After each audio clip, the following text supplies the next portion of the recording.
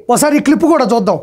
నేను ఒకవేళ తోకుంటా పోతే ఇవన్నీ ఎక్కడెక్కడ తోకుంటాం, అన్ని కూడా తోకుంటాం, ఇబ్బంది ఏం లేదు. ఎవరెవరు ఉన్నారు, ఎవరెవరు చేసుకున్నారు, తవ్వుతా పోతే అన్ని కూడా బయటకు వస్తాయి, ఏం ఇబ్బంది. ఇక్కడ మీరు ఒకటి గమనించాలి ప్రజలారా, మనోడు ఏమంటున్నాడంటే నా విషయాలు తవ్వే కొద్దీ నన్నే ఇరికించాలనుకుంటే మాత్రం నేను చాలా పేర్లు బయటకు తీసుకొస్తాను అంటున్నాడు. దీనికి ఉదాహరణ ఏంటంటే విజయసాయి రెడ్డి కూడా చాలా నమ్మకంగా ఉన్నాడు. 16 నెలలు వీళ్ళతో పాటు జగన్మోహన్ రెడ్డితో చెప్పుకూడు తిన్నాడు, మంచిగున్నాడు. అతన్ని కూడా మంటలో కలిపారు, మట్టిలో కలిపారు. ఆయన బయటకు వచ్చి రీసెంట్గా TV9 కూడా మొత్తం అప్రూవల్గా మారిపోవాలని మొత్తం ఇచ్చేటప్పుడు కూడా జగన్మోహన్ రెడ్డి వార్నింగ్ ఇవ్వడం జరిగింది, చంపేస్తాను భయపెట్టడం కూడా జరిగింది. అంటే విజయసాయి రెడ్డి ఎలా అయితే బయటకు వచ్చి నిజాలు చెప్పేద్దాం అనుకున్నాడో సేమ్ అనిల్ కుమార్ యాదవ్ కూడా నన్ను కానీ ఇరికించాలనుకుంటే నేను జగన్మోహన్ రెడ్డిని కావచ్చు, సజ్జల రామకృష్ణారెడ్డిని కావచ్చు, మిథున్ రెడ్డిని కావచ్చు, ఎవరైతే నా చుట్టుపక్కల ఉండి నా దగ్గర ఈ దౌర్భాగ్యాన్ని చేపించి, దౌర్జన్యాన్ని చేపించి, ఈ మామూలు వసూలు చేపించి అవన్నీ ఆధారాలు నా దగ్గర ఉన్నాయి. కాబట్టి నేను జగన్మోహన్ రెడ్డిని మిగతా మిత్ర బృందాన్ని కూడా నేను ఇరికిస్తానని చెప్పకనే ఇక్కడ చెబుతున్నాడు. అతను డిసైడ్ అయిపోయినాడు, నన్ను గెలకద్దు అంటున్నాడు.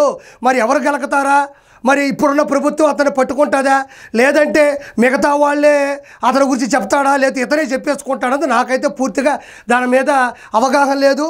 కానీ ఒక విషయం అయితే నిజం, అనిల్ కుమార్ యాదవ్లో ఒక మార్పు అయితే చూశాను. ఎవరైనా బడికి వెళ్తే సంస్కారం వస్తుంది, కానీ అనిల్ కుమార్ యాదవ్ మాత్రం బుల్లెట్ దిగితే సంస్కారం వచ్చింది. ఇంత ముందులో మాట్లాడడంలే, ఇంత ముందులో ఆంబోతుల రంకిలు ఇట్లా తొడగొట్టట్లా, మెస్సాలు మెలయట్లేదు. ఇతర భాగవతం గురించి ఒక చిన్న ఉదాహరణ చెప్తా. అనిల్ కుమార్ యాదవ్ ఈ నదుల్లో ఉండేటువంటి ఇసుక కదా మనం ఎవరికైనా అమ్ముతాం, ఎవరికైనా ఇస్తాం. కానీ అనిల్ కుమార్ యాదవ్ ఒకసారి ఏం చేశాడంటే ఈ సముద్రాల్లో ఉండి ఇసుకని చెన్నైకి పంపించాడు. వాళ్ళకి ఆ విషయం తెలిసి దాంతో కడితే ఇల్లు కూలిపోయిందో లేదా ఇల్లు ఏదో జరిగింది అనుకుంటా. అప్పట్లో పెద్ద అది నడిచింది ఆ రోజుల్లో. సముద్రంలో ఉండే ఇసుకని చెన్నైలో ఎవరో ఉండి అమాయకులు అమ్మేశాడు. అలాంటి వ్యక్తి నీచమైన పనులు చేసినాడు అనిల్ కుమార్ యాదవ్. పోనీ సముద్రం ఇసుక అమ్మాడు అనుకుందాం, ఎట్టో ఆ సముద్రం నీళ్ళు తీసుకొచ్చి ఆ కిలో బాటిల్లోనో ఆక్వాఫినా బాటిల్లోనో పోసి ఆ ట్రైన్లో ఇట్లా చెన్నై నుంచి ట్రైన్లు వెళ్తాయి, తిరుపతి నుంచి, ఆ ట్రైన్లో వాళ్ళకి అమ్మేలా. ఏముందిలే విజయవాడ దగ్గర వెళ్ళిన తర్వాత అంటే విజయవాడకి వెళ్ళిన తర్వాత తాగుతారు, అది తాగిన తర్వాత ఉప్పంగా వెనక్కి రారు అని అనుకుని అవి అమ్మాడో లేదో అవి కూడా తెలియదు. మరి అవి కూడా అమ్మాడో లేదో కూడా బయటికి రావాలా. మాకు తప్ప మీరు ఎవరికి ఎక్స్పోర్ట్ చేసేదానికి లేదు. ఎవరు చేసినా మా కంపెనీ ద్వారానే చెయ్యాలి, లేకపోతే మీ మైన్స్ ఓపెన్ చేయము అనే ఒక. ఇక్కడ అనిల్ కుమార్ యాదవ్ ఏమంటున్నాడంటే ఏదో 4 పేపర్లు వేసుకొని వచ్చాడు. వేమిరెడ్డి ప్రభాకర్ రెడ్డి గారు నెల్లూరులో దందా చేస్తున్నాడు, అన్ని మైన్స్ కానీ క్వార్జీలు కానీ అన్నీ నా హయాంలోనే జరగాలి అని చెప్పేసి ఆయన మీద ఒక బురద ప్రచారం చేస్తూ ఉన్నాడు. నేను ఇంతకుముందు కూడా అనిల్ కుమార్ యాదవ్ చాలాసార్లు చెప్పా. ఆ రోజు కోవూరు ప్రసన్న కుమార్ రెడ్డి కూడా ప్రశాంత్ రెడ్డి గారి మీద అనుచిత వ్యాఖ్యలు చేసినప్పుడు కూడా నేను మాలేసుకున్నప్పటికీ కూడా ఒక స్త్రీని మాట్లాడితే తట్టుకోలేక ఆ రోజు మాట్లాడను, అది చాలా వైరల్ కూడా అయింది. నేను చెప్తున్నా, వాళ్ళకి దందాలు చేసో వైన్స్ మీదో మైన్స్ మీదో లేకపోతే ఇంకొక దాని మీదో గ్రావెల్ మీదో ఇసుక మీదో సంపాదించాల్సిన అవసరం లేదు. వాళ్ళు వెల్ సెటిల్డ్. కొన్ని కోట్ల రూపాయల సొంత డబ్బులతో కోవూరు నియోజకవర్గం కావచ్చు, నెల్లూరు ఎంపీ కింద వచ్చేటువంటి అన్ని నియోజకవర్గాల్లో కూడా వాళ్ళు అభివృద్ధి చేస్తూ ఉన్నారు. నేను ఇంతకుముందు కూడా చాలాసార్లు చెప్పా, వాళ్ళకి VPR విద్య కార్పొరేట్ స్థాయిలో గవర్నమెంట్ స్కూల్లో చదువుకునే పిల్లకాయలకి వాళ్ళ దగ్గర ఎగ్జామ్ రాయించి అందులో పాస్ అయితే షూ కానించి, బట్టల కానించి, వ్యాన్ కానించి, తిండి కానించి మొత్తం కూడా వాళ్ళే చూసుకుంటున్నారు. VPR విద్య, VPR వైద్య అన్ని రిపోర్ట్స్ స్కానింగ్స్తో పాటు ట్యాబ్లెట్స్తో పాటు ఫ్రీగా కార్పొరేట్ స్థాయిలో వాళ్ళకు ఒక వైద్యశాల ఉంది. VPR అమృతధార పాత నెల్లూరు జిల్లాలో 156 VPR అమృతధార కింద వాటర్ ప్లాంట్లు ఇచ్చారు. 24/7 వాటికి ఏ ఇబ్బంది ఉండే సిబ్బందితో వాళ్ళే నీట్గా క్లియర్ చేస్తారు. మంచినీళ్ళని అందిస్తున్నారు. VPR వికాస్ కింద క్రికెట్ బ్యాట్లు కాస్తే హాకీ బ్యాట్లు కాదు ఏమని ఇస్తారు. అదేవిధంగా లక్ష దీపోత్సవం, ప్రీ క్రిస్మస్, రొట్టెల పండగ, అదేవిధంగా వెంకటేశ్వర కళ్యాణోత్సవం, ఈ విధంగా ఎన్నో వాళ్ళు నిగూఢంగా కొన్ని కోట్ల రూపాయలని పేద ప్రజలకి ఇస్తున్నారు. అవన్నీ వాళ్ళు బయటికి చెప్పుకోరు. వాళ్ళు కేవలం రాజకీయంలోకి వచ్చింది ప్రజలకు సేవ చేయడం తప్ప డబ్బులు సేవ్ చేసుకోవడానికి కాదు. నువ్వు విష ప్రచారం చేయబాకు. నెల్లూరు పెద్దారెడ్డి అంటే నేను ఇప్పుడే చెప్పాను, నెల్లూరు పెద్దారెడ్డి అంటే వేమిరెడ్డి ప్రభాకర్ రెడ్డి. నువ్వు మళ్ళీ ఏదో 4 పేపర్లు వేసేసి 11 నెలల తర్వాత వచ్చేసి ఏదో అద్భుతాన్ని కనిపెట్టి చెప్పాకు. నువ్వు ఎలాంటి అక్రమాలు చేసావు, ఎంత దౌర్జన్యాలు చేసావు. నువ్వు చెన్నైలో, మైసూరులో, మద్దూరులో, బెంగళూరులో, అదేవిధంగా మహారాష్ట్రలో, అదేవిధంగా ఢిల్లీలో ఎలాంటి ఆస్తులు సంపాదించుకున్నావు ప్రత్యేకంగా చెప్పక్కర్లేదు. హైలైట్ ఏంటంటే ఇరిగేషన్ అంటే నీటిపారుదల శాఖ మంత్రిగా పనిచేశావు. కానీ ఏ రోజు కాఫర్ డ్యామ్ గురించి, డయాఫామ్ వాల్ గురించి, లెఫ్ట్ కెనాల్ నుంచి రైట్ కెనాల్ నుంచి స్పిల్వే గురించి ఏ రోజు మాట్లాడినాడు కాదు, నీకేమీ తెలియదు కూడా. దాని గురించి వ్యంగ్యంగా మాట్లాడావు. నువ్వు కాదు, ఇద్దరు మాట్లాడినారు. ఇప్పుడు నేను ఒక ఉదాహరణ చెప్తా ప్రజలారా. బాహుబలి అనేది ఒక భారీ సబ్జెక్టు, ఒక భారీ బడ్జెట్.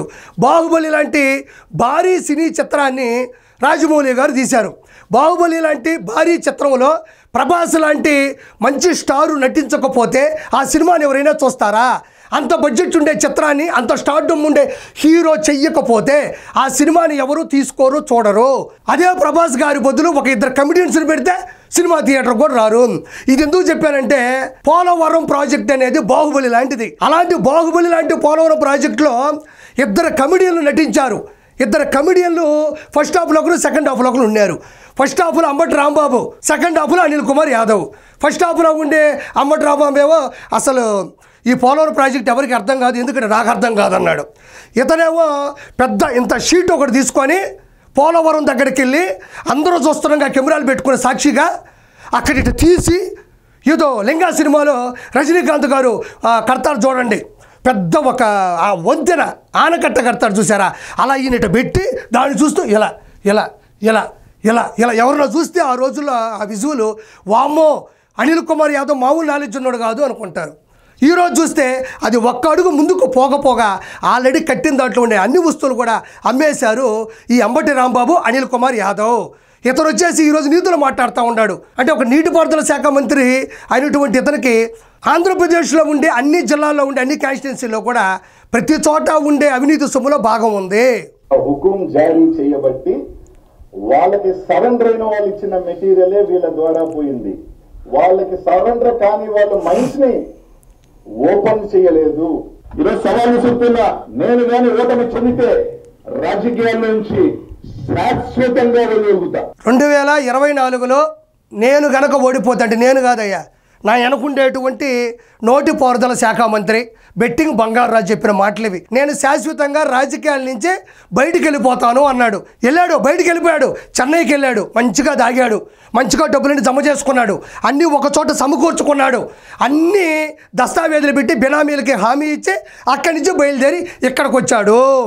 నీకు దమ్ముంటే నువ్వు సవాల్ ఇసిరావు, నేను రాజకీయాల నుంచి వెయ్యి తొలగతాను అని. ఎంత దమ్ము ఆ రోజుల్లో ఆ మాట ఎక్కడి నుంచి వచ్చిందంటే, రానున్న 30 సంవత్సరాల్లో ఉండేది వైఎస్ఆర్సీపీ గవర్నమెంటే. ఏదో ఒక చిన్న గల్లీలో ఒక మీడియాని పిలిపించి ఏదన్నా ఒక సభ పెడితే ఒక 20 మంది వస్తే ఇక మొత్తం మనమే గెలిచినట్టు అపోహ ఊహ. అంటే నేను అనేది అదే, రానున్న 30 సంవత్సరాల్లో గెలవబోయేది మన ప్రభుత్వమే. మనం ఎన్ని మాట్లాడినా, ఎన్ని చేసినా, ప్రజల మీద ఊహాగానాలు వినిపించినా, ఎన్ని తొడలు కొట్టినా, మీసాలు మెలేసినా, రానున్న 30 సంవత్సరాలు మన గవర్నమెంటే ఉంటుంది. అప్పటికి కూటమి ప్రభుత్వంలో ఏ పార్టీ కూడా ఉండదు అని ఎక్కువ కలలు గన్నాడు మన ఇదిగోండి మా నెల్లూరు అయినటువంటి అనిల్ కుమార్ యాదవ్. ఇప్పుడు వచ్చావు, సన్యాసం తీసుకుంటావా లేదా అనేది నీ యొక్క ఆలోచనకే వదిలేస్తున్నా. మనం ఏ రోజు మాట మీద నిలబడలా. కాబట్టి వేమిరెడ్డి ప్రభాకర్ రెడ్డి గారికి ఆయన సతీమణికి ఒకరి డబ్బులు లాక్కోవాల్సిన అవసరం లేదు. వాళ్ళు వెల్ సెటిల్, వాళ్ళ సేవ కోసం మాత్రమే వచ్చారు. కాబట్టి నీకేం చెప్తానంటే, వచ్చావు కాబట్టి ఏదన్నా మంచి మంచి పనులు చేయడానికి ట్రై చేయి, ఏదన్నా తప్పులుంటే వాదించు, ఆలోచించు, అంతే తప్ప ఇలాంటి పద్ధతులు మనకొద్దని మనస్ఫూర్తి కోరుకుంటూ నేను మీ కిరా కార్పీని.